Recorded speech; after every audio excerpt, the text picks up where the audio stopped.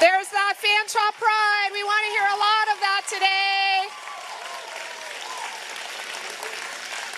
So I'm Anne Marie DeCicco-Best. I'm here at Fanshawe College, and we have a lot of special guests in the house today. And when we're in the house, they're in the house. They're going to feel it all the way back to Ottawa. A big shout out to Mayor Josh Morgan and Councillor Corinne Rahman. Give them a wave. So you've got your phones on silent. There won't be any selfies or anything in the first part of it, but after we're done with all your good questions, you're going to have a chance to be able to take a lot of selfies with someone really important. I'm not sure if you know who's in the house. Two of our great friends here are two MPs, Peter Fragiskatos from London North Centre and Arielle Kayabaga from London West. Please come on up and say hi to our Fanshawe students, faculty and staff. Hello everyone. So I don't know if I'm going to match Anne Marie's energy today. I woke up at 3 o'clock in the morning to make sure that I'm in this room with you guys today from Ottawa. So I'm excited to be here. I know I've already made a couple friends over here in the room. It's really exciting to be in this room today, this afternoon, to join you and to talk about really important things that matter to you, that matter to all young people, and especially all Canadians across the country right now. It's an honor to have a Prime Minister, yes, I said Prime Minister, yes, give it up for the Prime Minister, a Prime Minister who cares about Canada, who believes in building an economy that works for everyone, who believes in investing in the youth, in housing, in healthcare, in dental care, in children, in our tomorrow. So we're so excited because we started our morning very big with bringing jobs in the region of Southwestern Ontario, which we know that London is going to advantage from that. So let's continue to build up this energy and welcome every single person in this room. So I'm your MP for London West. I know some of you live in my area. I've chatted with some of you today. You've seen that yellow on the bus across the city. Let's stay connected. Let's keep this energy going. Peter, welcome. Thank you. Thank you, Arielle. Thank you to all the students. It's just fantastic to be back at Fanshawe College. Thank you to Anne Marie, our longest serving mayor in London's history, so that needs to be said, and she's doing great things here at Fanshawe. That's right. Before I pass it off, let me just say this. If you want to measure, I've always found, if you want to measure an organization's value in a community, just try to imagine the community without it, right? So what would London look like without Fanshawe College? It would be unrecognizable, right? That's the value of Fanshawe College, right? Career-focused education that counts, that's producing results, and that will continue to do that. This is a great place because of the students, the faculty, and the leadership. Leadership like Peter Devlin provides, right? Your president, a Londoner, who has served his country and its military across the world. He could have gone anywhere. He was in high demand. I guarantee you that. High demand with major organizations across Canada, I think in the United States as well. He could have gone anywhere. He chose home. He chose Fanshawe. Peter Devlin, everybody.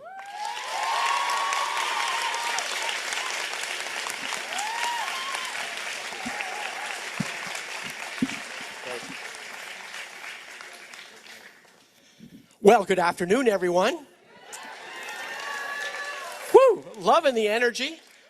Three of our biggest fans are here, and that's Peter, Arielle, and Josh. Loving the runners. Yes. And so I just really wanted to start by saying thank you to all of you, students, faculty, staff, college leaders, governors. You're all here. Thank you. I'd also like to acknowledge that Fanshawe College is on the traditional lands of the Anishinaabe, Haudenosaunee, and Lenape peoples of southwestern Ontario. And we come in respect. And I appreciate the fact that the college is surrounded by many First Nation communities who come to Fanshawe College to grow and learn and work collaboratively in reconciliation. It's Friday afternoon of a semester that's coming to an end. Yes. Congratulations to all of you, and I hope that you look to the future with confidence and with the friendships that you've made here at Fanshawe. Thank you for studying at Fanshawe. Thank you for enriching our Fanshawe College community. I don't know whether that's me, my hand here. It's been a great day for Fanshawe College. I started the day in St. Thomas, surrounded by students from our St. Thomas Regional Campus, where different levels of government made a spectacular announcement about a battery plant from PowerCo SE, a division of Volkswagen. And that is key to the region's economic growth and our future, just like you are the key to our region, our province, and our nation's future. And I hear there's a special guest in the house. Yes. And that guest is tremendously interested in you, would like to talk to you, would like to learn about your future, would like to know about your dreams. And so on this Falcon Awesome Day, I hope that we will have a Falcon Awesome welcome for the Right Honourable Prime Minister of Canada, Justin Trudeau.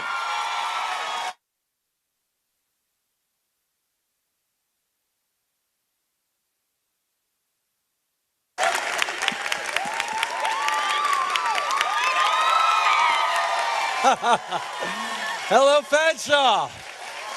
Oh, it is so great to see you all. Sit down, sit down, sit down. Let's make ourselves comfortable. Listen, I am so happy to be here, and I'm so happy to see so many of you showing up today because, I'll be honest, on a Friday afternoon like this, I know there's lots of people who'd be choosing to do something different. So I'm really, really pleased to see so many of you come out to be part of this conversation.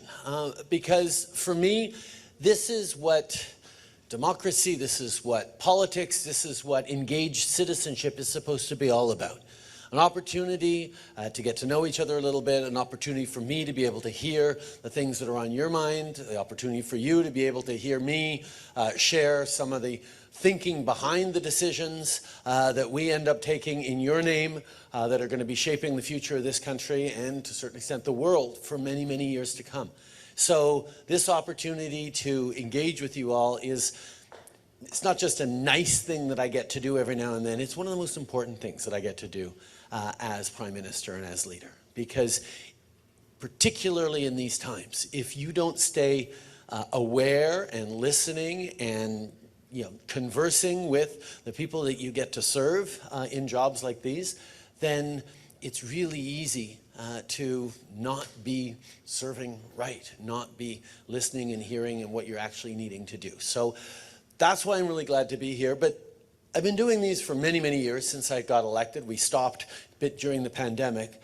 But then as I'm back here now, I've realized that this is a more important exercise than ever before.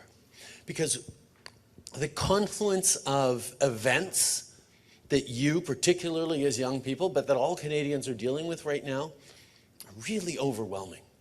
I mean, you think about it. We've had this climate change crisis that's been going on for years now that you've all been very aware of since you were kids, but that really now is picking up a huge amount of urgency, of impact, from extreme hurricanes to more wildfires to droughts to floods. You're seeing the tangible impacts of what decades of insufficient action by the world has been on it.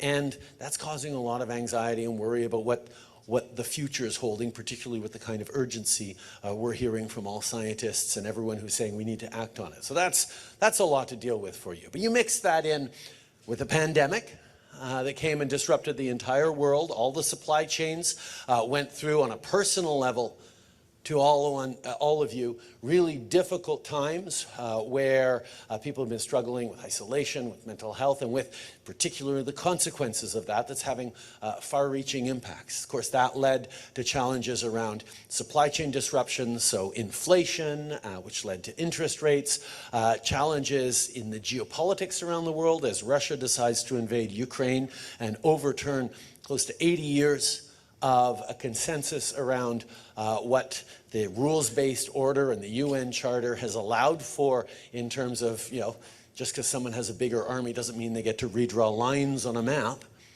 Combine that with the kind of anxieties that's coming with the backsliding of democracy around the world, where there are fewer democracies in the world today than there were 10 or 20 years ago. And that's not the direction of travel we were supposed to be in. There's a whole bunch of people, for very real reasons, worried about where things are going.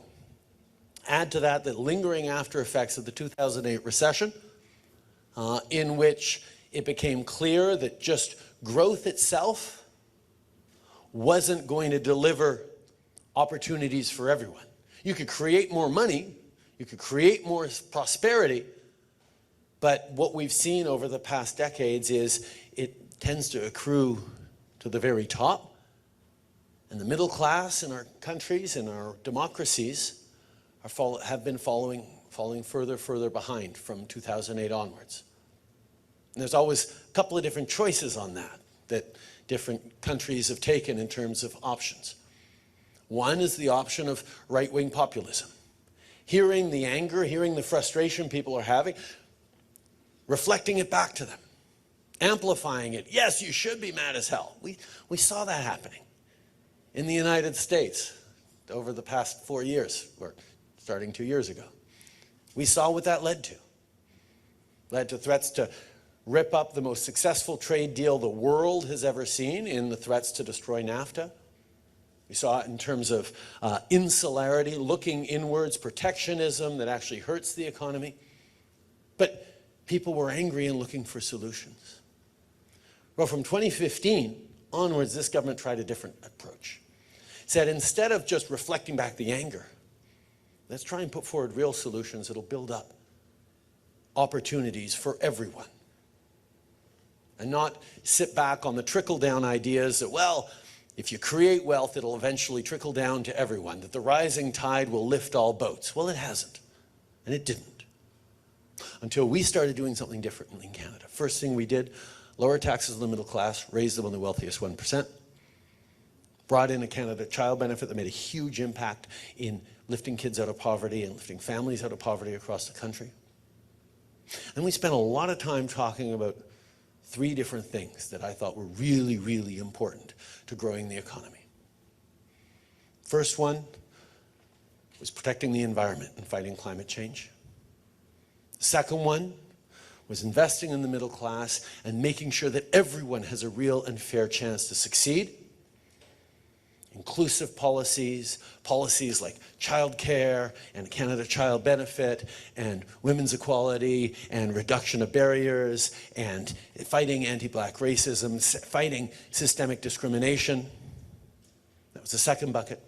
And the third bucket was understanding that reconciliation with Indigenous peoples needs to be a priority for Canada. And while I was busy talking about all those 3 things for the past number of years, environment, strong inclusive economy, or strong inclusive society, and reconciliation, you had a lot of folks in the editorial pages of the newspapers saying, when's he going to start talking about the economy? Because that's what matters to people. And what we get to see now, 8 years in, is that everything we've been doing around fighting climate change is what led us to that Volkswagen announcement today. It's what led companies around the world to look at what we're doing in Canada in preparing for the future and wanting to be part of it. It's what led ArcelorMittal Dofasco, just up the road in Hamilton, to decide, it was in Hamilton, they were going to build the first of their large steel plants to move away from coal-fired to move to electric arc, which secures jobs for many more generations than just the 3 generations of steelworkers we see all the time in Hamilton. And on inclusive, growing communities and opportunities for everyone to succeed. Well, combine the Canada Child Benefit with $10 a day childcare, with improvements in public health care, with dental care access, with great investments in education and research and training, investments in housing, lots of work on lifting up the middle class, and suddenly there is a workforce, there are communities in which people who are facing labor shortages around the world are able to say, wow, Canada's growing, because as we do that, we continue to be open to immigration in really, really positive ways. And that's not just the government open to immigration, that's Canadians themselves who understand that it's a way of growing the economy, of creating jobs. And finally, working in respect with Indigenous peoples is how you get projects like mines and new roads and new infrastructures and energy opportunities across the country built in trust and in partnership. These are things that the world is starting to learn. So all those things together are coming into a cohesive view of how to build an economy that works for all Canadians. But that, what I just laid out, doesn't fit on a bumper sticker. It's hard to communicate in a TikTok video or a tweet. It's politics in complete sentences, as my old friend Nahid Nenshi, former mayor of Calgary, used to point out. It's, shout out for, there you go, Calgary. There we go, we got applause from Calgary.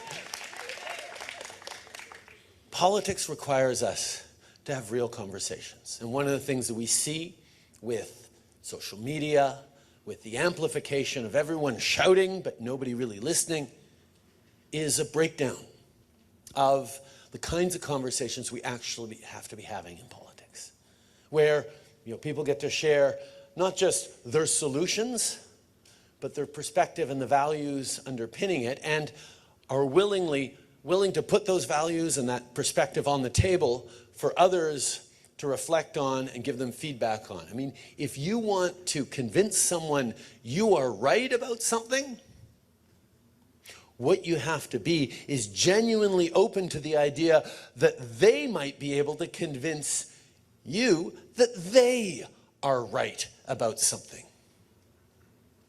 If you go into a conversation so sure you're right, you're not even going to entertain the fact that maybe there's another way of looking at something, you're breaking down the fabric of what a diverse, inclusive society and community can be. And that's where these kinds of conversations, where we get to hear different perspectives and respond to people's views, and I get to share some of the things I've been thinking about, are so important to democracy. And I certainly thank Peter for helping us facilitate this here today. I want to thank Arielle and Peter, our local MPs here, for facilitating it. Josh, I want to really thank you for everything you're doing to make London into an even more inclusive and livable city. And I want to thank all of you for being here. So with that, we're going to get into the fun part, questions and answers. What I'll do is I'll take 3 questions at a time, then I'll try and answer them. We'll try to get to as many different answers as we can. And I will start with this group here. So who has a question for me to kick things off? Yes, you. Go ahead right away. Share me your name, and we'll start. Thank you so much. Thank you so much. And what's your name? My name is Winnie Muhumuza. I come from Rwanda. And I must say that I'm very happy to be here. My question, Your Excellency, the Prime Minister, is maybe it's a request, not a question. As an international student, I realized that it's a lot of work to work and pay the very high tuition. Is there a possibility that you could reduce the burden for the international students in the room and the school?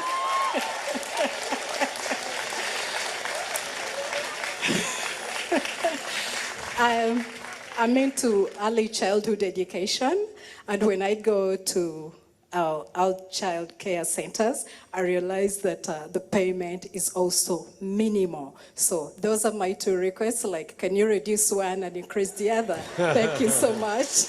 Okay, thank you. Another question from here. I'll take 3 questions from this section here. Nobody else with a question? There you are. There you go. Stand up. Yeah. Thank you. Good afternoon. My name is Ibikunle Olatunji. I am a business analyst student of Fanshawe College. I'm from Nigeria. Good afternoon, Your Excellency, Prime Minister of Canada. I'm so pleased to be here. I don't have a question actually. I have a comment and a concern.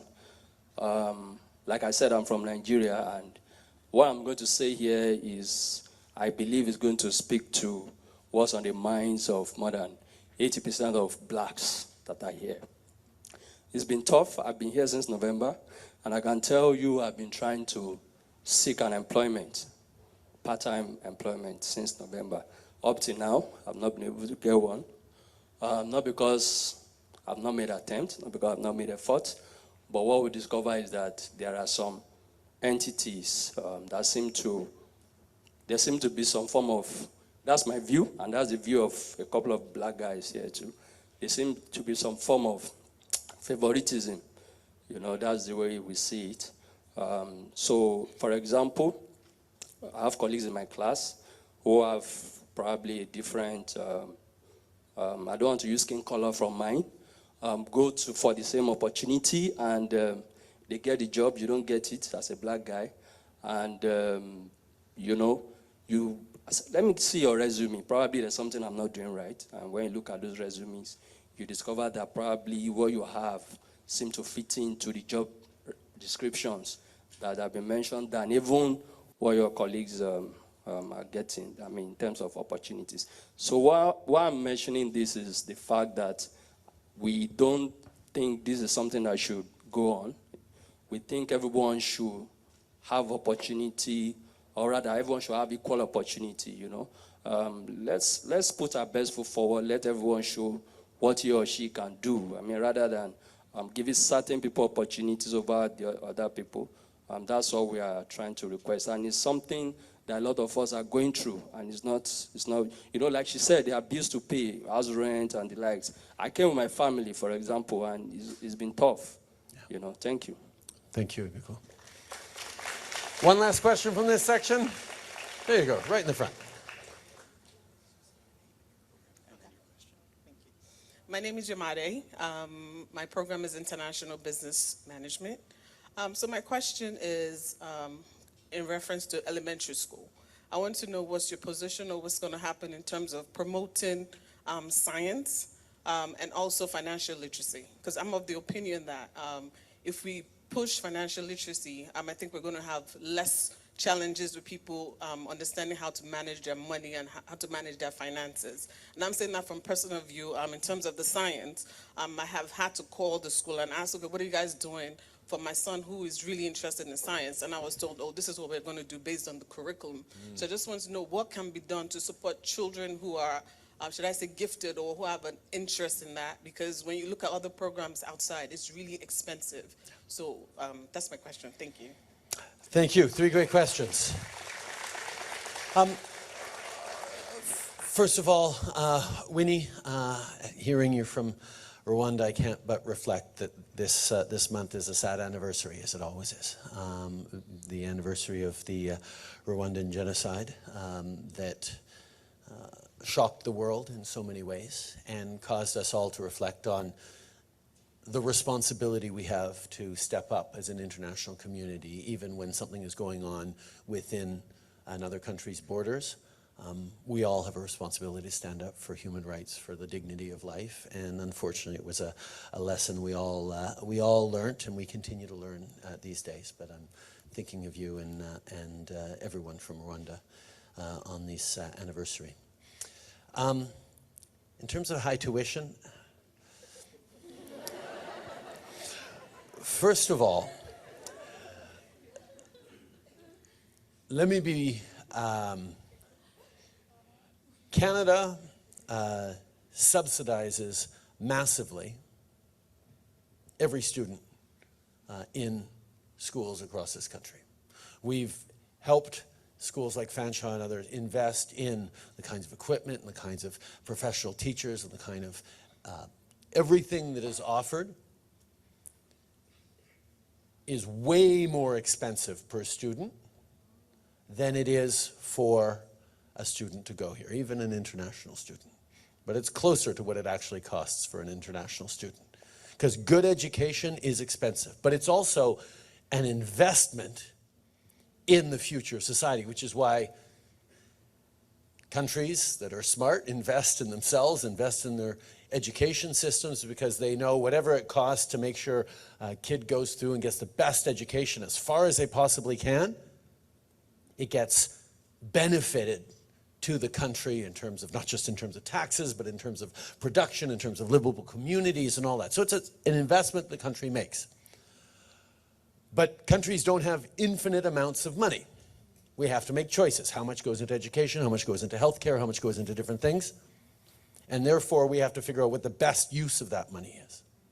And people who are Canadian often come from families who have paid taxes over many, many years or generations sometimes. But even new Canadians have made the efforts to commit themselves to Canada, to stay here and to take the benefit of their education and stay in Canada for the future. So of the limited amount of funds that we have, we choose to put most of it into making sure that every Canadian has access to the best education they possibly can. International students, we're happy to have international students because many international students come and they stay and they contribute to Canada throughout the rest of their lives. The others take what the great things they've learned from Canada, go back home and improve the lives of their community at home and have ties to Canada that is enriching us as a country. But there are millions upon millions more international students out there than we can ever accept in Canada in any given year. And therefore, we get to make choices about who gets to come in. And one of the ways, unfortunately, we make that choice is by saying, okay, because we're going to invest in supporting Canadian students first and foremost to go through education, the fees for international students are going to be higher. So it's about choices. It's not always fun or fair for international students, but this is a case where Canadians expect us to making sure that they can afford education as best as you can, regardless of their socioeconomic background. Although we have made some changes for international students in longer hours of being able to work off campus, in terms of extension of work permits, particularly as well. Like there's things we're doing to try and understand that there are real challenges that international students are going through, and that's part of it. In terms of childcare, we just signed deals with all the provinces and territories to cut childcare fees in half last year. And there are 6 provinces. The great news is there are 6 provinces and territories that have already brought their $10 a day childcare in as a reality right across the country. Bad news is Ontario is not there yet. It take a few more years to get down to $10 a day, but it's on the way. But it's not just about affordability, it's also about making more spaces and ensuring high quality jobs for early childhood educators, properly paid so you get high quality spaces. Those are some of the things we're working on. Ibiko, anti-black racism is a reality. Unfortunately, it's something that we have to admit and reflect on in Canada. And Canada spends a lot of time looking at what happens in the United States, whether it's on healthcare or whether it's on gun violence or whether it's on racism. And, we sort of say, oh gosh, it's so much better to be in Canada. That's not automatically true. I mean, relatively, yes, it's better to be in Canada than the United States on those issues. But it doesn't mean we don't have racism in Canada. On the contrary. We've always been much more open to multiculturalism and diversity, but there is still overt individual racism, and there's still lots of systemic institutional racism. Unconscious bias, anti-black racism, systemic discrimination are all realities in Canada. We're seeing anti-Asian racism, particularly spiking following the pandemic. We're seeing a lot of Islamophobia, we're seeing anti-Semitism, and unfortunately that all seems to be getting a little bit worse. It's all getting a little bit more. So we all have to be so attentive and so vigilant about how we stand against it. It's not just for the community that's being discriminated against to say, hey, I'm being discriminated against.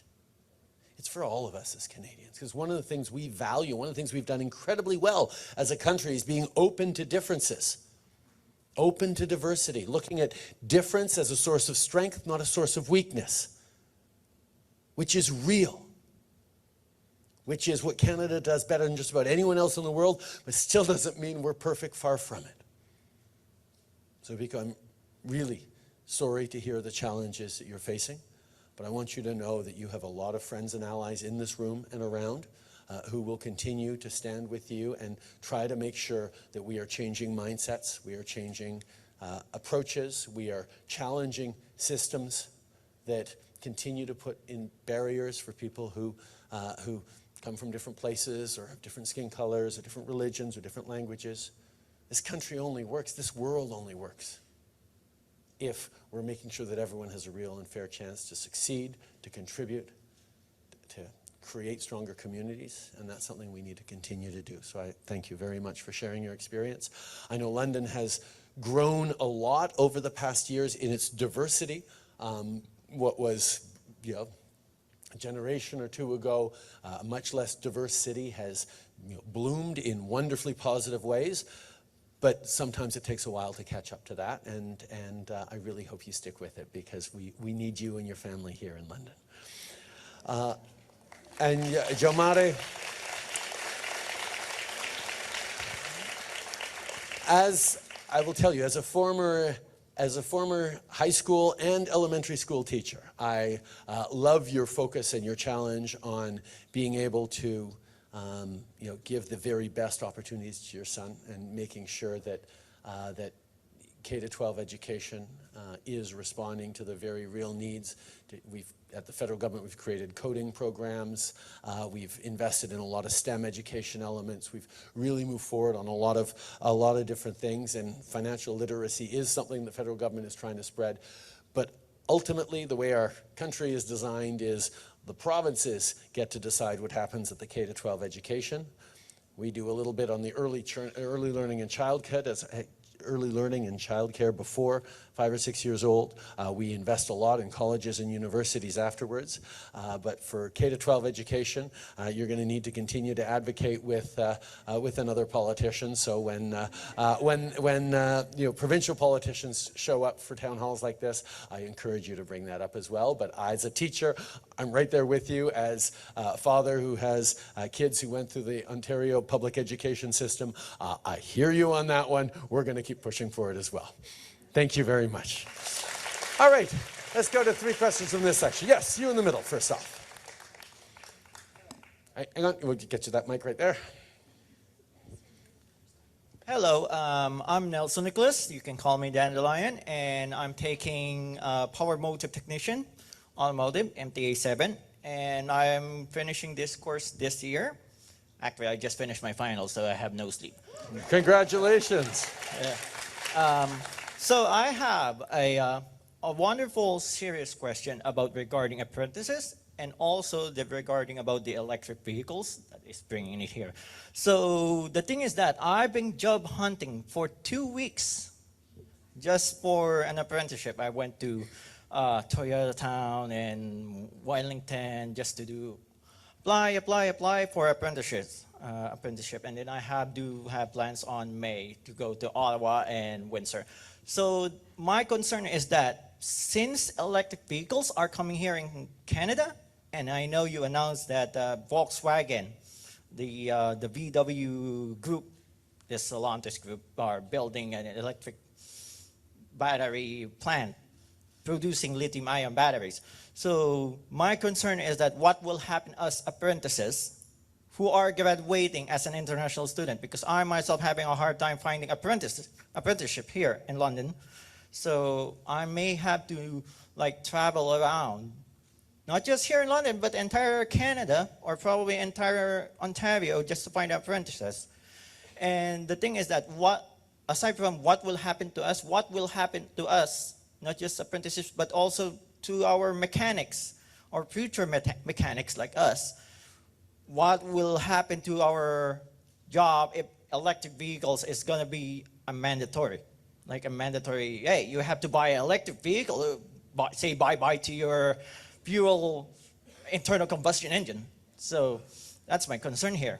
And the thing is that this is really my concern, and us, not just automotive, but any other trade that they need, that does need apprenticeship, they are having a hard time finding apprentices. So is there any way, as the Prime Minister and as the government, I don't want to be like, act like James May here from Top Gear, but the thing is that, what will government do if apprentices are having a hard time finding jobs? Because I don't want not just me, myself, but other future graduates that is graduating this year having a hard time finding apprentices, and they decided to go home. And that's the problem. So, thank you. Thank you, Nelson. Thank you, Dandelion. Another question. Yeah, you in the back. Yep. Hi. My name is Owen Denbreaker. I am a first-year electrical apprenticeship student, and I'm sure a lot of other young people in this room, am feeling intimidated by the prospect of moving out soon. My question to you is, what is being done about the cost of living crisis? Great question, Owen. Thank you. Yes, you. Yep. Yeah. Hi, my name is Sarah Dick, and I am a baking and pastry arts management student at the downtown campus in London here. My question for you, Prime Minister, is do you have any plans to increase awareness of trades in cities? So I come from a small town that's about 2 hours north of London here, and we have a wonderful program set up. I live near Bruce Power, so they support our community a lot, and we have this wonderful place called Launchpad. Shout out to Launchpad in Hanover. And they provide activities for students and elementary kids to try the trades, to try welding and auto mechanics and baking and sewing and everything like that. And they learn financial literacy there as well. And it's fairly cheap for them. It's subsidized partly by Bruce Power and local community organizations, and I know some of the Ontario and Canadian government. I'm just wondering if there's going to be more funding put into the cities for that, because I know I've talked to people who are from the cities, and they are pushed more towards academics versus trades. And as someone who considered both, as I am going into baking, that's more of a trade than an academic. It's interesting to see like how different that is between, like, in the city you have two different schools you go to. If you want to go to the trades, you go to a different high school than you go for academics, and you have to make that decision in grade 8. That is a very scary decision to make in grade 8. You are 13 years old, if that. So I think it would be really important for us to have more like education on trades and stuff like that. And I'm wondering if you guys are putting any steps towards that. Sorry. Awesome. Thank you, Sarah.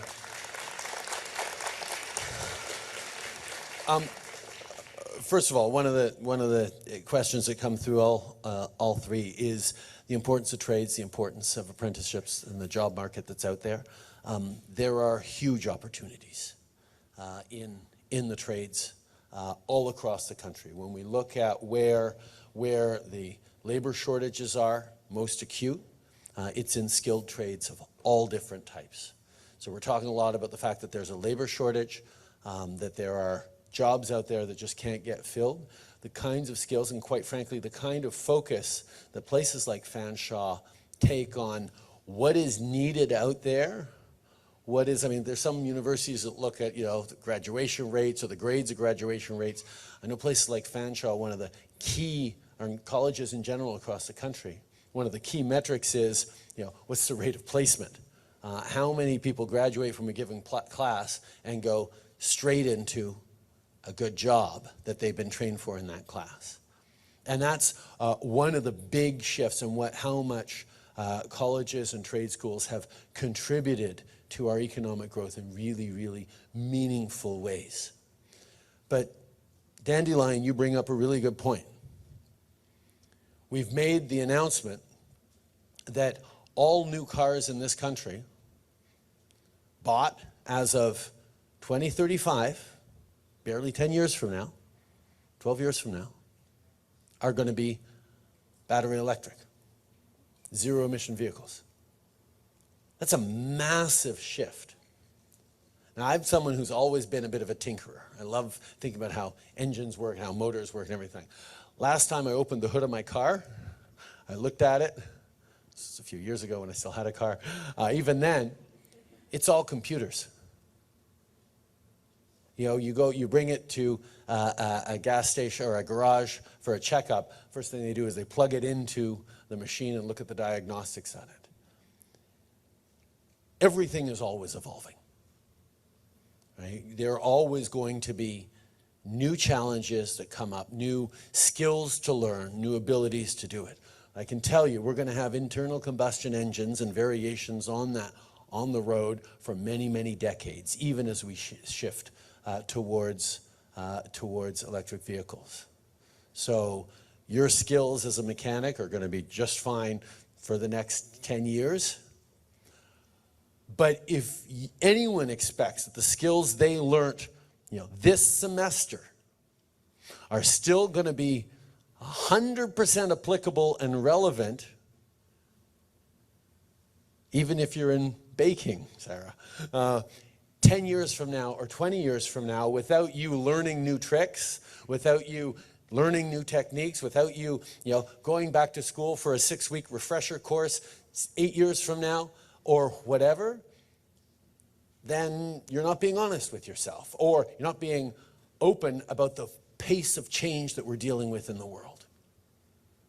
There is no question that the shift towards lower emitting sources of energy, the shift towards electric vehicles, the shift towards more hydrogen production and wind and a renewal of nuclear are going to bring all sorts of amazing, important, great, gritty jobs in the coming decades, in the coming years in this country.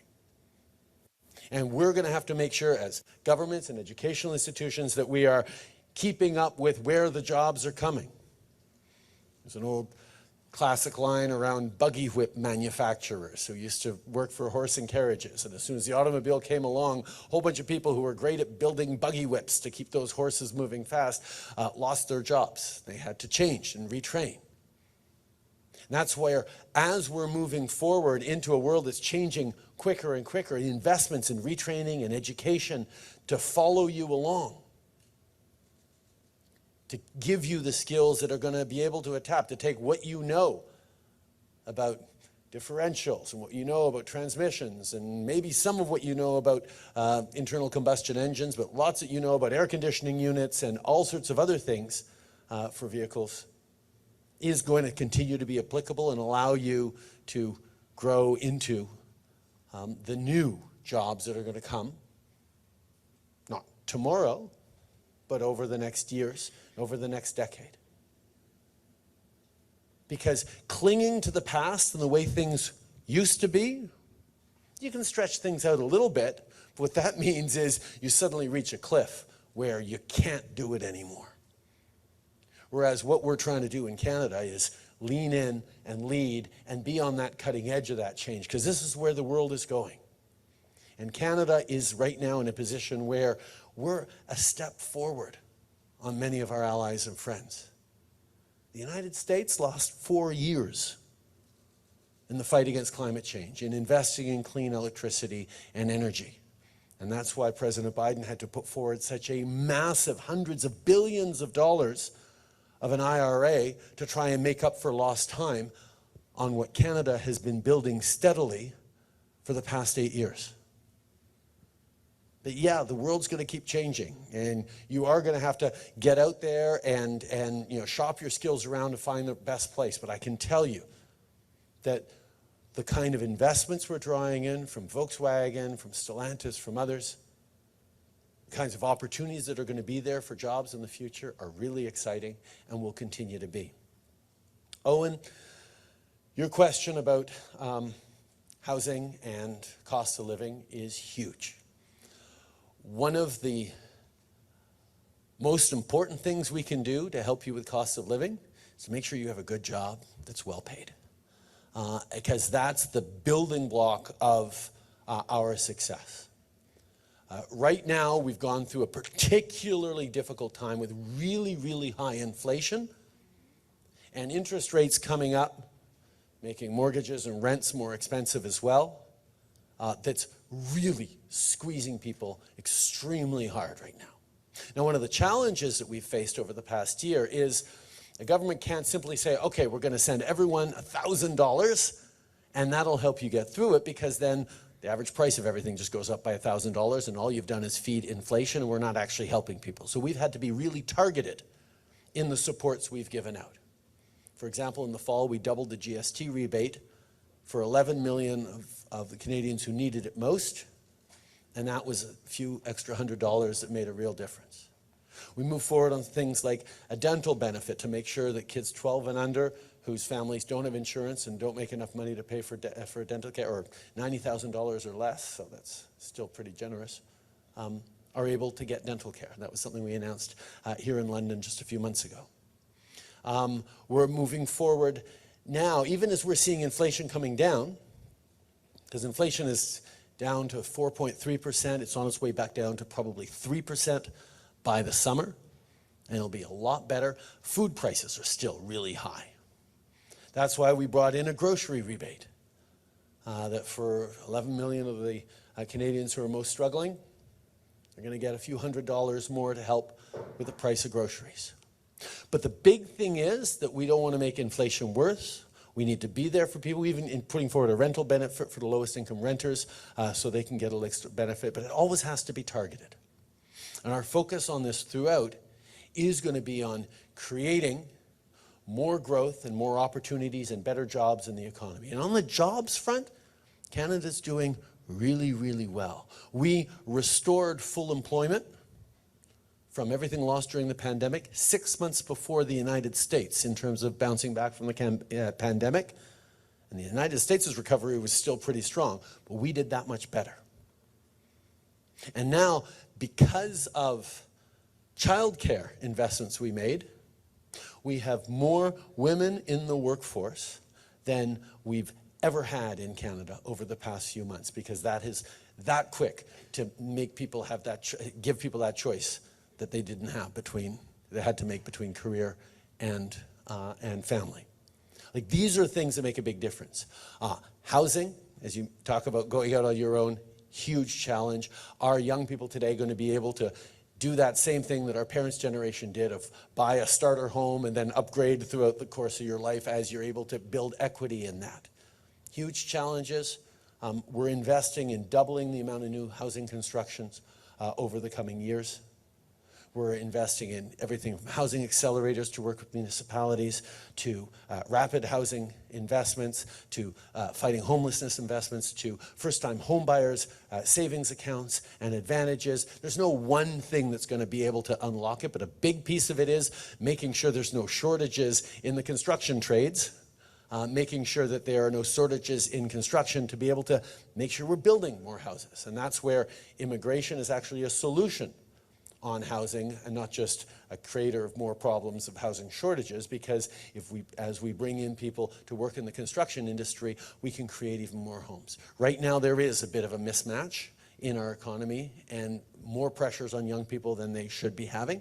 That's why, first of all, anyone who promises one simple solution that's going to fix it, not going to go there. It takes a whole bunch of different programs and different pieces, but the biggest one is making sure that you get that great job as an electrician, that you get that future that you need to have, that is going to be able to have you build that equity, provide for your family, and build a career around that. And I know you're going to be able to do it, Owen. Thank you very much. All right, take a couple questions from this section here. Yes, you in the mask. Go ahead. Hi, my name's Kim, and I'm a first-year respiratory therapy student. My question was with regard to healthcare and training. So many Canadians are without a family doctor. Family doctors and just doctors in general are retiring so quickly, and it's been in the news that you're looking overseas for doctors to replace. I was just wondering what's being done in order to try to train more Canadian doctors, because there just aren't enough spots open in residencies or in the medical schools. So I'm just wondering if anything's being done towards that. Great question. Another question? Yes, you in the t-shirt. Hey, my name is... Go ahead. Sorry. Thanks. No, I was talking to her. She also put her, looking straight at you, and I sort of straight past her, so I'll come to you. Sorry, go ahead. What's your name? Sorry. My name's Jake Willett. I am also in the electrician apprentice program. And to expand on what he's saying about the cost of living, the corporations and, for example, Loblaws are making record profits while majority of us are trying to put money in certain places and not having money to reinvest, especially as young people. Is there any plan to kind of move that around? Could you possibly cap how corporations like that are able to increase prices to make record profits when everybody else is having a hard time? No, it's a great question, and one that a lot of people have. Thank you, Jake. And your question.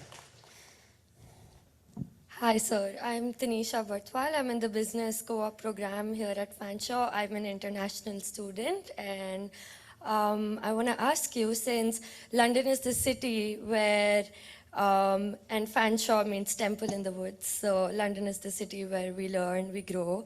We've got Weston here, and we've got Fanshawe, and we've just got so many children, so many students, and the youth, the population is growing. So what is your plan for the youth, and how do you plan on engaging and having the resources reach the people, having the resources reach the students, so they could help the country and use their potential to their maximum?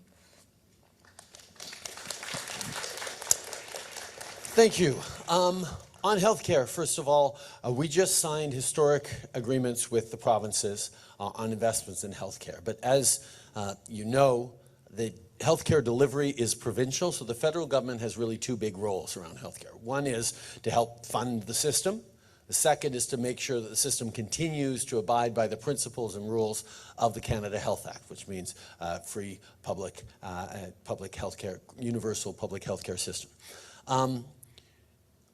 We don't get to tell provinces exactly what to do with the delivery of healthcare because they have the jurisdiction according to the Constitution. But we do and did want to make sure that money we were putting into healthcare, as we're promising almost $200 billion more dollars over the next 10 years into healthcare, actually delivers concrete and real results for Canadians. Which it hasn't always in the past. Just throwing more money into the healthcare system sometimes hasn't led to better outcomes. So we actually anchored in 4 areas that are going to have to be measurably improved over the coming years in the provinces, and the levels of which they improve each one will be on sliders that they get to pick what the configuration is. But the first area, more family doctors. We know that when people have access to a family doctor, it eases every other pressure within the system. That's the entry point for most individuals or families. Instead of going to the emergency room, having a family doctor to steer you through the system, to give you that support right away is really, really important. So we are making sure that there is increased investments to make that happen, including more training spaces, more programs across the country as the provinces will decide. The other areas are better access to mental health care services in timely, rapid, and responsible ways, better support for frontline workers and medical professionals, and that means international license recognition and qualifications recognition, but also pan-Canadian recognition. If you get trained to be a family doctor in BC, sure, maybe there's a little bit of tweaking that you need to get in a quick course to make sure you can teach in, practice in Ontario. But it's not going to be that different, and we should do a better job of recognizing that. That's part of what we're moving forward to create those advantages. And then finally, the fourth area is better metrics, better measurement of what the outcomes are in comparable ways across the country. So better data doesn't just mean we can compare what's working better in one part of the country to the next. It also means we're able to ensure that patients have better access to reliable medical data for themselves, so the specialist or the emergency room doctor they go to can actually see what their medical history is. So these are huge changes that we're working on with the provinces right now to sign deals where they are going to commit to a lot more family doctors, and part of that is going to be more schools, more training, but also quicker recognition of qualifications to move forward on that. Thank you for that question. Jake, it sort of goes to one of the challenges that we laid out that I talked about earlier, the fact that the wealthy seem to be getting wealthier over these past decades, and hardworking people, hardworking Canadians seem to be falling further and further behind. We need to find the right balance. You want people to be able to work hard and succeed, and that means some people are going to succeed more than others, but we also need to make sure that everyone who works hard, everyone with a job across the country is able to support their family, is able to build a future for themselves. And getting that balance right has always been a challenge in a democratic, free market economy like Canada's. We've always looked for that balance with a much stronger social safety net, for example, than the United States, where survival of the fittest and a much more lackluster approach to a social safety net, whether it's on universal health care, whether it's on supports for low-income families, like a Canada Child Benefit, whether it's supports for seniors, has always been a real challenge there. We have moved forward on very specific measures. When we came through the pandemic and it was obvious that the biggest banks and insurance companies had made huge amounts of profits through the pandemic, while everyone else was making sacrifices, we actually brought in measures that put drew extra revenue from the most successful financial institutions, so we could put that back into the economy and support Canadians. We're always going to look at fairness, and there's a lot of people asking some very, very tough questions of companies like Loblaws that continue to put up huge profits at the same time as Canadians are paying more and more for groceries than ever should be. But using the Competition Bureau, using responsible measures, but also doing things like what we've had. We brought in a minimum tax rate, for example, to make sure that all the various exceptions and financial measures and accountant measures that the wealthiest can go through to make sure that they don't pay much taxes, that they still end up paying the kind of percentage of taxes on their income that other Canadians make, the Canadians who work hard every day for their salaries, where the wealthiest make money in dividends and profits and shares and those sorts of things. So we are working very, very hard to make the system fairer in order to be able to be there to support the people who are at the core of the economy. Hardworking individuals like you, Jake, like you hope to be, and like families across the country who are building this community and building this country every single day with your work. Denisha, what are we doing for young people? There are no more interest payments to make on student loans. we eliminated that permanently. You take a loan for your education, you don't have to pay interest on it. Whether it's a Canada student loan or an apprenticeship loan, no more interest payments on that, because this is an investment in our future as much as it is on yours. There used to be a rule that you wouldn't have to start paying back your student loans until you were making $25,000 a year minimum. We've now boosted that up, so you don't have to start paying back your student loans until you're making $40,000 a year minimum, and that's a level of solidity that makes a difference. We've also increased the amounts of student loans and grants as well, because this is the kind of investments we need to make in the future. And we're making sure that those go to trades and apprenticeships as well, because to go back to Sarah's question, how are we promoting people getting into the trades? We're talking about the great jobs and the solid community building lifestyles that we can build when people get those trades that aren't offshoreable. If you're a plumber or a welder or an electrician, there's no country on the other side of the world that's going to be able to do that job for a homeowner here in London. It's going to be local jobs. It's going to be local people building homes. It's going to be local work that's done that's always going to be needed, no matter what sort of AI and quantum computing and international globalization comes to impact on things.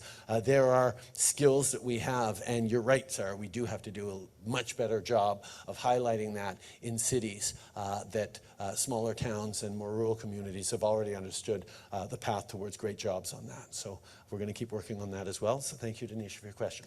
Okay, we'll take some questions from here. We're going to go through. Yes, you go ahead, because Calgary. Yeah, thank you for coming here. And first of all, thank you for calling out Nenshi.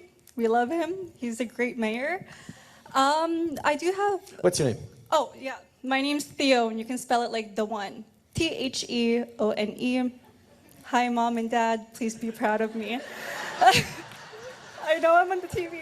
Okay, I'll get to my question. So, like you said, you want to make sure that like the people here are provided for. We're the ones who work here are Canadians and residents. And honestly, like especially in London, we saw the housing price go really high. And one of our priorities is obviously getting a house for ourselves. And there's a lot of houses we heard that are empty because they're bought out by people outside of Canada that doesn't live here.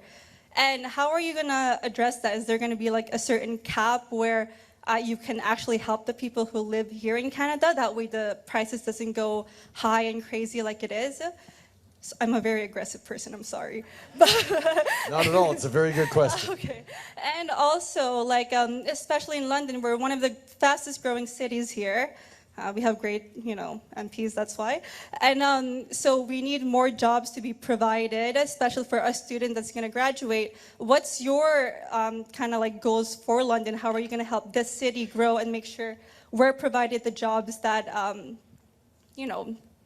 that are good for us graduating? So, yeah, but thank you for coming here. We really appreciate you being here. Thank you, Theo. Okay, you're welcome. You in the back row. Thank you. My name is Deepshika and I'm doing digital communication management. And my actually major concern is about healthcare. You talk about family doctors and how things are going to be provided. But my question is the easy accessible. Because when I came here, I'm new in Canada and honestly I love being here. But when I came here, I gone through some very minor medical condition, but even in the emergency care, it took 8 to 12 hours waiting, and then they gave me like 6 to 7 months of wait list for minor surgery. And because of that, I went through twice that small surgery. So my question is how it will be easily available, because it's not. And I love being here, but at certain point, I was like ready to go back to my home country, where like in my home country, medical is very easily available. So, and I spend my whole winter without shoes and socks, so it's very difficult, right? So that's my question, how it will be easily available. Thank you. And then you in the pink shirt. Yep, go ahead. Namaste, sir. I'm a biggest fan of you, and I'm following you on Instagram. So I know under your leadership, your government is really doing a best for Canada. So I just want to give me a few tips on leadership skills. That's my question. What's your name? Tirth Joshi.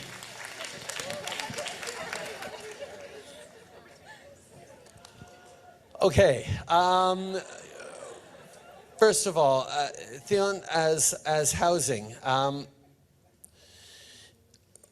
Canada is a very good place to invest for people around the world. And unfortunately, there's been a trend over the past while of people buying housing and real estate as investments for the future, particularly non-resident, non-Canadians who are looking at this as a good way of protecting their portfolios from elsewhere around the world.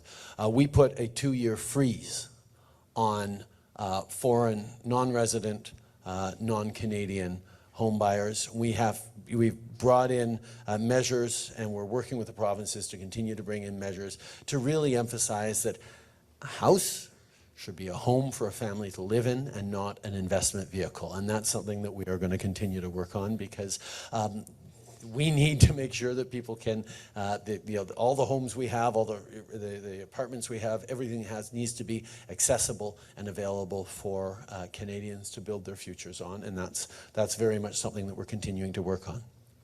Lipchika, access to doctors, accelerating change in our healthcare system is exactly why we have laid down very serious markers in terms of data collection and outcomes that the provinces are going to be investing in. When we are in the process right now of negotiating with the province of Ontario, for example, they are going to have to, as we deliver billions of dollars to Ontario to make improvements in healthcare, they're going to have to show that wait times for surgeries like that are coming down, that they're creating better things. Because once you have data, and you can say, wow, for that same surgery, if you'd been in Manitoba or if you'd been in British Columbia, you only would have had to wait 6 weeks instead of 6 months. Well, what are they doing differently there?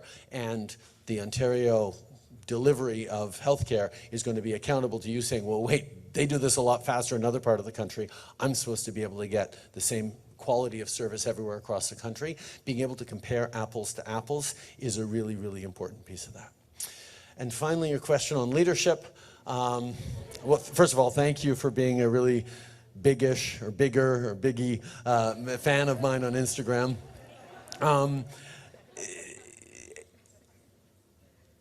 Leadership is about gathering the very best people around you possibly can.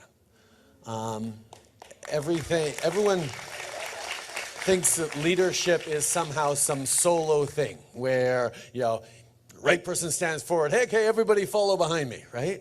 Well, no. Leadership is about getting those people who you're able to gather around and make sure they can deliver the very best of themselves. What a leader does is helps put you in the position to succeed for yourself, able to contribute to your maximum with whatever you need. What a leader gets to do is sees, okay, you need a little bit more of this, and you need a little bit more of that, so let me figure out how to give you this, and let me put you with a mentor that can help you do that, and then come along. And that perspective of leadership isn't always, could spend an hour talking about this, and there are entire university degrees focused on this, and I'm not going to fill it. But just that particular element for me has been the really, really important thing about leadership. It's not about your own abilities to tell people what to do. It's about making sure that people are able to actually deliver the very best of themselves in the shared project you have. And the way I got that and where I learned that from was from being a teacher. Because a good teacher isn't someone who has all the answers and hands them out to the students and says, okay, now go forth and you got all the answers. A good teacher is someone who helps the students figure out the answers for themselves, discover their own strength, their own confidence, and is then able to tackle whatever challenge with the ability, the experience, and the understanding, having had a guide there to help shape that success. A good politician, a good leader of a country is about putting the building blocks in place so everyone in the country can be as successful as possible, because, you know, achieving your potential, whether it's by making sure there's affordable childcare or good health care or peaceful, safe communities, or less racism and intolerance. These are the things that governments and leaders need to put into place to allow people to fully succeed. And that for me, focusing leadership on how to get the very best out of the people around you, instead of how to be the very best leader yourself, because like that matters. It's the people that come with you. You know, someone who jumps in front of a parade and calls that leadership doesn't actually, isn't actually bringing people along. And that key is at the center of it all. We unfortunately are almost out of time, so I'll take 3 last questions from here. You in the blue shirt first. Yeah, because you put your hand up quickest. Nope, behind, sorry, the bright blue shirt. You got Mike's coming over. Thank you so much, sir, and I'm so happy to be here. And your administration, actually, you've stressed inclusiveness, and you've said that a lot, and I must commend you for your work on that. And as my friend said, I just hope that workplace inclusiveness is actually extends to the rest of us. And also, I must also commend your administration on integration and being able to integrate newcomers into PR pathway. And I really, really appreciate that and what you've been doing. To the rest of us and international students here in Canada, thank you so much. And also, my wife also benefited from that because she's here on spouse work permit, so thank you so much.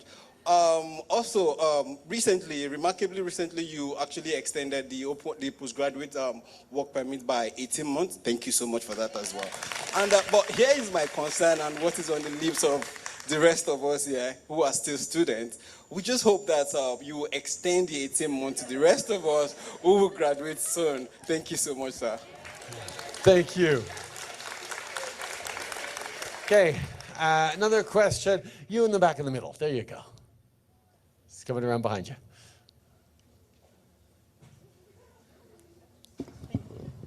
Thank you. Hi, my name is Yvonne, and I teach in the respiratory therapy program at Fanshawe College. You had a few questions regarding access to healthcare, and my question is related to healthcare as well. Sounds like there's great plans for investment in healthcare federally for nursing and doctors, and I would like to ask if there's any plans to involve allied healthcare professions in those plans as well. Sorry, what do you mean allied healthcare professions? Such as respiratory therapy, physiotherapy, and so on. There's a few of us part of that category. So my question is, if you had the power to make one change in the next 12 months to increase access to education for allied health professions, what would it be? Or what would you advise us to do locally, provincially, to increase access to education in healthcare professions? Excellent. And last question. Get someone different. How about you in the front? There you go.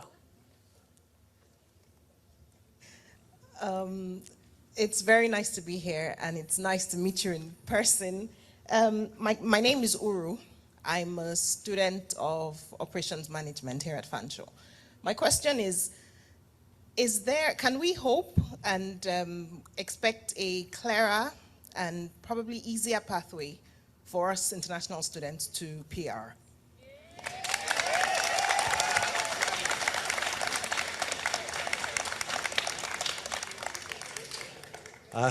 Great questions, but the first and the third question aligned. Canada is a country that has done extraordinarily well because of immigration, and we will continue to succeed because of immigration. And it's not just getting more people in, it's the kind of people who are willing to leave their home community, their own language, their home family bubble, and cross the world to try and challenge themselves, learn new things, build a new life. That's the kind of initiative, that's the kind of drive that leads to a more successful society in general. It's been the story of Canada, for millennia. from people crossing the Bering Land Bridge to try and strike out into new territories and build new lives with the indigenous peoples, to the waves of immigration that have come across this country over the past generations and even centuries. The kinds of people who settle here, the kinds of people who come here are the ones that are not afraid of, rolling all the dice and betting on themselves and their ability to succeed in a totally different place from what they grew up with. And that is an extraordinary advantage to any society that'll take them in. And of course, there are places in the world where that happens a lot better than others. In Canada, and used to be the United States, but still the United States to a certain extent, does a really good job of that.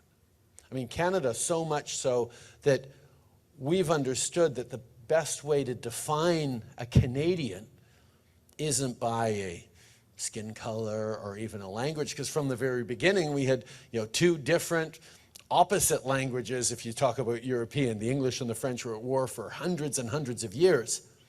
And then from the very founding of this country, there was an understanding that someone totally different from you, because they were French-speaking, or you were French-speaking, they were English-speaking, was just as much and legitimately a Canadian as you were. So that idea that someone totally different could also be a full Canadian is something that worked well as an idea at first, took many, many years and generations and lots of learning of discrimination and trying to work through it before we got to where we are. But we're now in a place where what a typical Canadian looks like isn't something that has any real meaning for most of us. What values we ascribe to: openness, respect, compassion, a willingness to work hard, but a desire to see your neighbors succeed as well, being there for each other in times of difficulty. Like, that's something that we can all aspire to and ascribe to, because they're fundamental humanist values. I mean, these are things that any community in the world would want to see. But in Canada, we articulated them in a Charter of Rights and Freedoms that makes it core to our identity. So being open to immigration is something that really, really works and matters for us, because it gives a depth of richness and experience to this country. But one of the things that's really important with our immigration system, and where we see immigration systems falter around the world and societies turn against immigration, is when immigration isn't something that the government is doing a good job of controlling, of doing responsibly and respectfully. In Europe, when people just flooded into the country from Syria, into the continent, from Syria, from the Middle East, from Africa, it destabilizes people's confidence in immigration in general. The challenges the United States is facing with its southern border, even the issues that Canada had over the past few years with Roxham Road, was enough to make people go, oh, maybe we have to be really careful about immigration. Never really got that bad in Canada, because people know that we do have a strong immigration system. But that's why there are really important rules that we have to follow. And yes, we are stepping up in the process in terms of accelerating the pathway for permanent residency for international students, because quite frankly, people here with Canadian education experience, people who've lived here for a few years, learned to love this place, learned to survive a few winters, which is never an automatic given. They make for excellent permanent residents and eventual Canadians. So we are absolutely looking at that. But the reality is, over the past few years, the challenges of the pandemic and keeping the borders closed, and then reopening them and catching up and reaching our goals of over 400,000 new citizens this year means there's a lot of pressure on our systems, at the same time as we're having to step up to welcome people from Afghanistan, to support people in Ukraine, to help people fleeing from all sorts of different parts of the world. We have a big, successful immigration system, but we're in the process of trying to improve it, make it better. But one of the things we are regularly talking about is better pathways to citizenship for permanent residents. So thank you for that question, Uru, and thank you for your comments as well. And finally, in terms of my best recommendation for healthcare, I'm not going to get into delivery of healthcare because the federal government doesn't deliver much in the way of healthcare. And where we do deliver healthcare in on-reserve Indigenous services across the country, we can't say, hey, we do the best job of any healthcare district in the country. There are huge challenges in that. So I don't have a deep expertise in allied services or anything. But I am a bit of a data geek. And I know that if you want to improve something, you want to make a difference in something, you should be able to measure it. People respond to facts, to numbers, to measuring improved outcomes. And that's why in our healthcare negotiations with the provinces, we've been focused on getting the data. When the pandemic first started, we suddenly realized we had no reliable way at Public Health Canada of really collating and understanding what the new cases of this, what would become COVID-19, and when we named it, new flu coming in from different parts of the country. We couldn't even compare them because they were being collected in different ways, and we were getting faxes in from some places, and computer readouts in and other places. It was like super complicated. We realized, oh my God, we've got to coordinate how data is collected and how it's analyzed. And it worked for a while on COVID, but as soon as the pandemic started to recede, everyone fell back into their old habits of doing things their own way. And quite frankly, not being able to compare straight data from one system to another is a good way of being able to avoid accountability if you suspect your system might not be quite as performing as the other system. Well, no, we have different inputs or different outputs or different ways of measuring it. Well, no. If you want to actually have a clear idea of what's working well in and across our medical systems in this country, or even across and within medical systems within a province. I've heard from Doug Ford a whole bunch of times the challenges of all the different medical systems within the province of Ontario. Well, being able to collect clean, solid, interpretable and similarly collected data across the system will allow us to point out what are the most effective forms of support. What is the best way to get the right outcomes? What is the best way to do things? And that focus, whether it's on allied medical services or core medical services or family doctors or emergency room visits or surgeries or the staffing challenges, having better data that you can understand, that you can collate, that you can compare, and being solid on the integrity of that data is what allows you to make the case most cleanly and strongly for more investments here, and this system's not working that well, you need to change it or reduce it. I mean, those are the kinds of conversations that we have to have, that we can have, now that we're much more anchored in real measurement of data, which is the big transformation we're doing over the coming years in healthcare. Well, thank you all very much for taking time for me today. It was a real pleasure to meet with you all. Thank you for being part of this. Continue to demand a level of engagement with politicians like you got here. Merci beaucoup tout le monde. Thank you.